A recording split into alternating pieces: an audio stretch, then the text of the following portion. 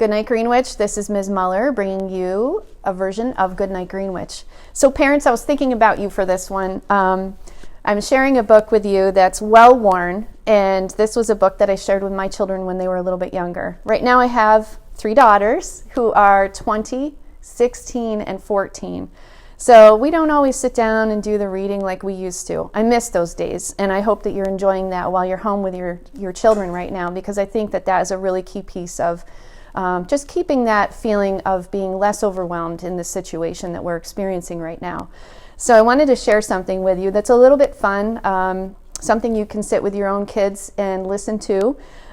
This is for the kids as much as it is for the parents. So again, one of my favorite books that we had on our shelf. This is called Always Wear Clean Underwear. Now I know the word underwear makes you giggle a little bit, but this is a really fun book. The rest of the byline is Other Ways Parents Say I Love You. The author of this great book is Mark Gelman. This is a collection of short stories. This is illustrated by Debbie Tilley. I'm just going to start with the introduction. And this is written by Mark Gelman.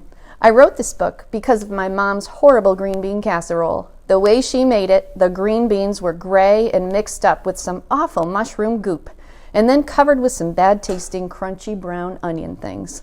I really hated my mom's green bean casserole. I even hated Tuesdays, because that was usually the day I had to eat it. Mom would say to me, in her do-it-or-else voice, "Eat your vegetables." And that was that.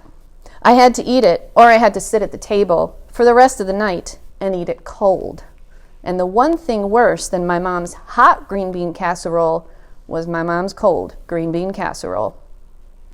I'm sure the same thing has happened to you.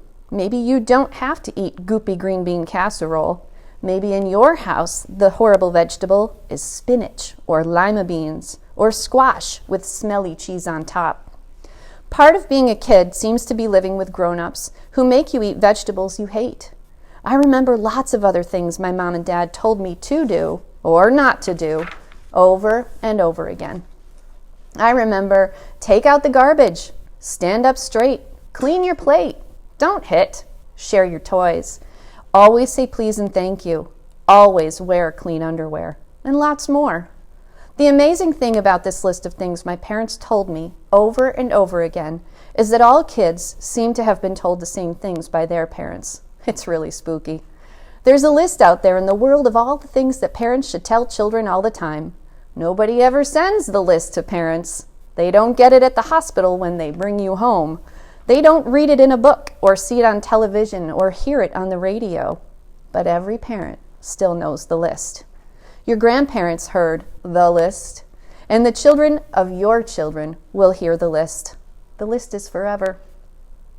The reason I wrote down the list is that I now understand it was the way my folks showed me that they loved me. It was the way they tried to help me grow up into a good, kind, and decent person with good manners and good friends, and someday a good family of my own. What I figured out is that everything your parents nag you about has a little meaning and a big meaning. I know you don't understand yet what kind of big meaning there could possibly be in eating vegetables or wearing clean underwear, but believe me, it's there. When you learn the big meanings, you'll become a better person. To grow up, you just have to be fed and watered and kept out of the rain and cold. But to grow up good, you have to be taught the list. In each chapter, I take one thing on the list and try to explain it to you.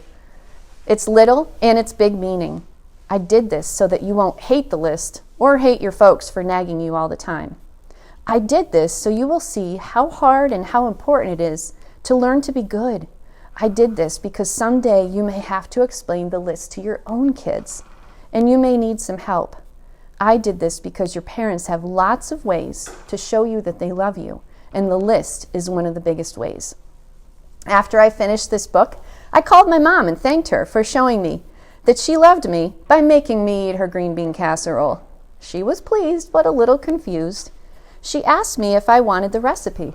I told her that truthfully, I never really liked her green bean casserole. She said, if I'd known you hated it, I would have made you my creamed broccoli instead. I didn't have the courage to tell her the only other thing worse than her green bean casserole was her green Creamed broccoli. Good luck with the list. Mark Gelman.